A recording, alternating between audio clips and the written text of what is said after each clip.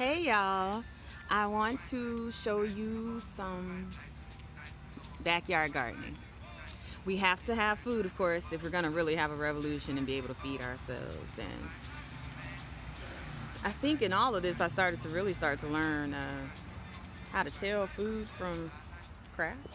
Anyways, I'm gonna show you a couple things.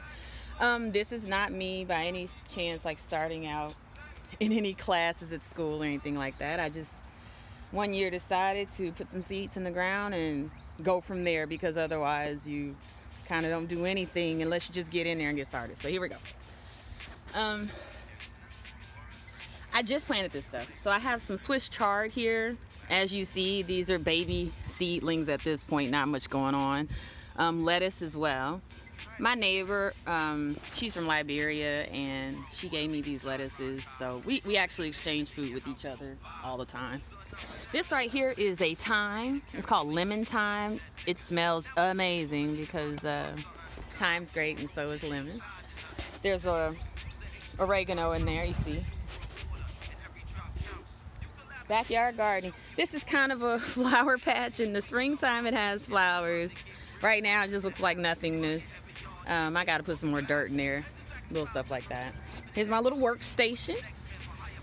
I want to show y'all something about the food that we eat every day that is a renewable resource, kind of. We don't know to think about these things. They surely don't talk about it. So for example, whenever I eat carrots, when I cut the root end off, I keep it and I put it in water and out in the sun.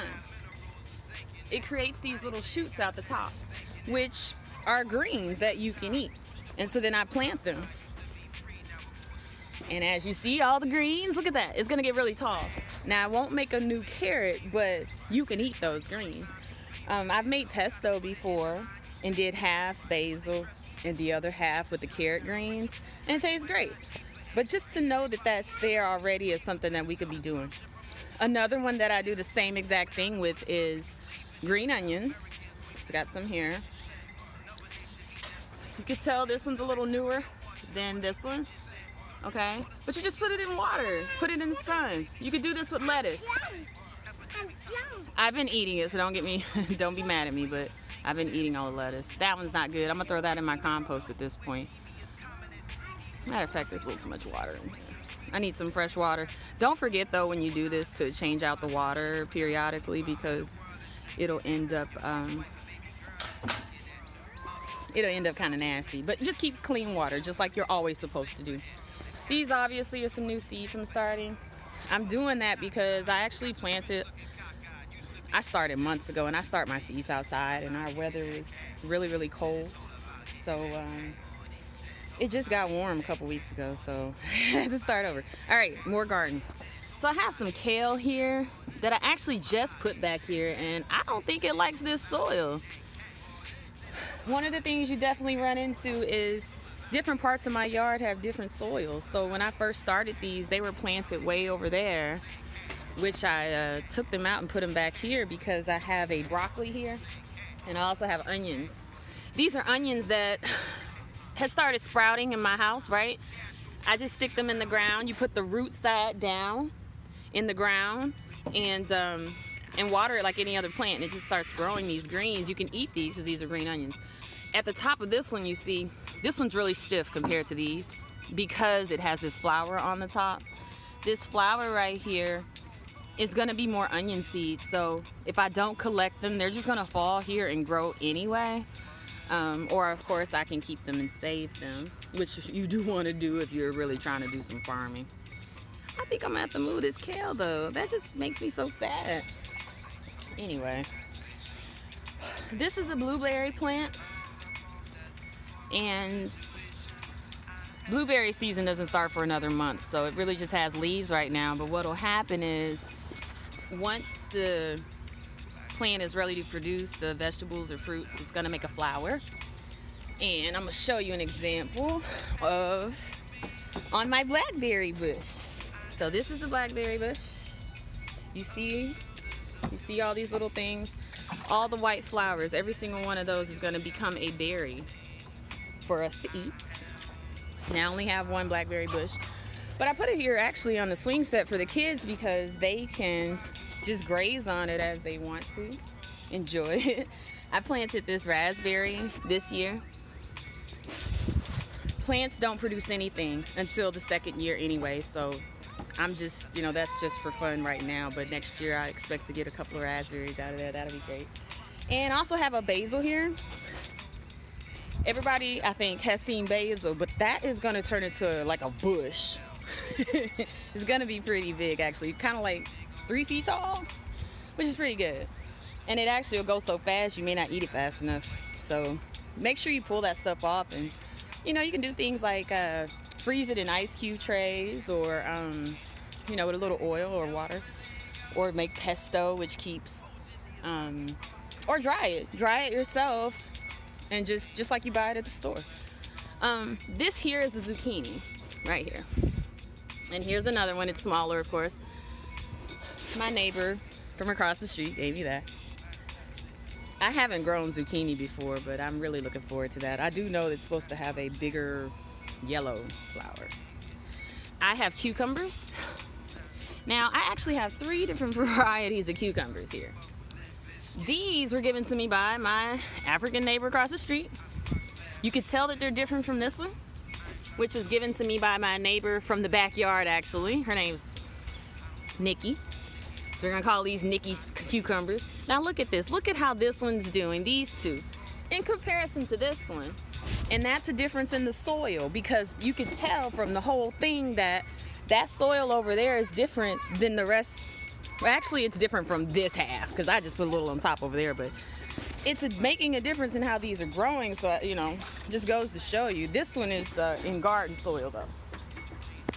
That's just old soil I had last year. And then I also have over here, I hope y'all can see it. It's it's cow peas, which are like black-eyed peas, but they're purplish hinted. I just have one right now, but I'm gonna plant some more. I grew the cucumber and that bean from plants that I had saved from the last 2 years that I've had other harvests, and I saved the seeds. Here is, and also here is, big ass lots of tomato plants.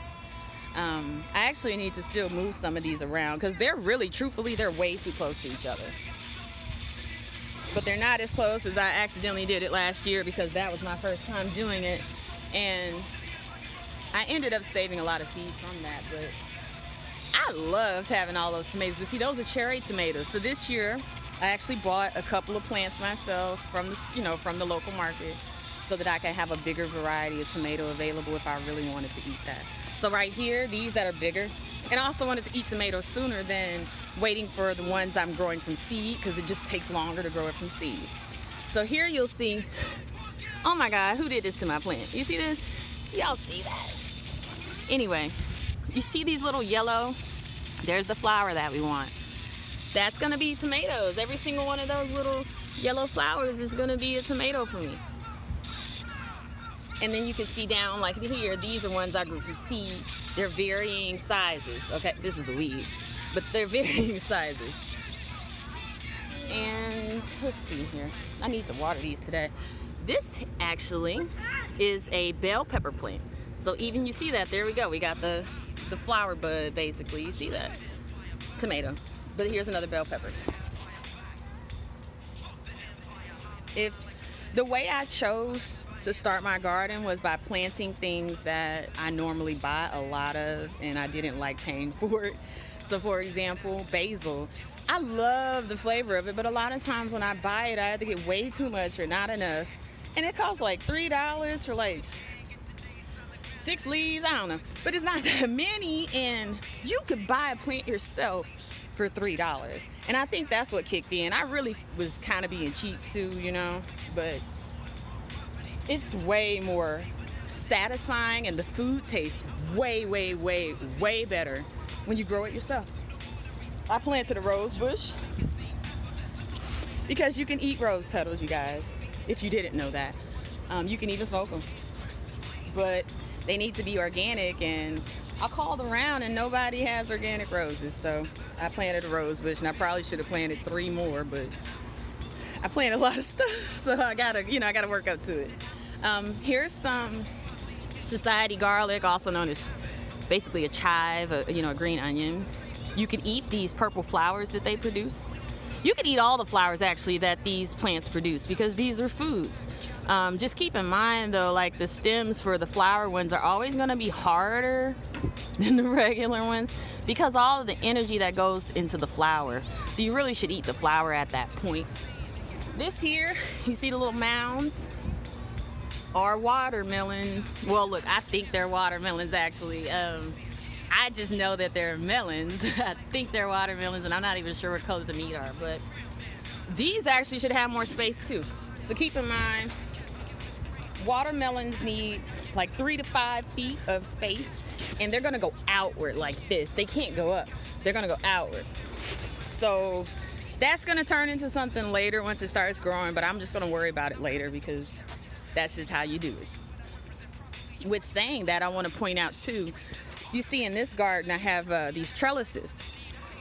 These zucchini are definitely going to start growing, and they're going to be vines as well as the cucumbers, which are kind of like, they make me think of cactus actually once I actually grew a cucumber plant, because cucumbers at the store are so smooth, but when you actually pull one off of a cucumber plant, it's actually a little spiny in there. Like, sometimes I want to have gloves on versus just sticking my arms in there. And normally I don't wear, gloves and all that shoes.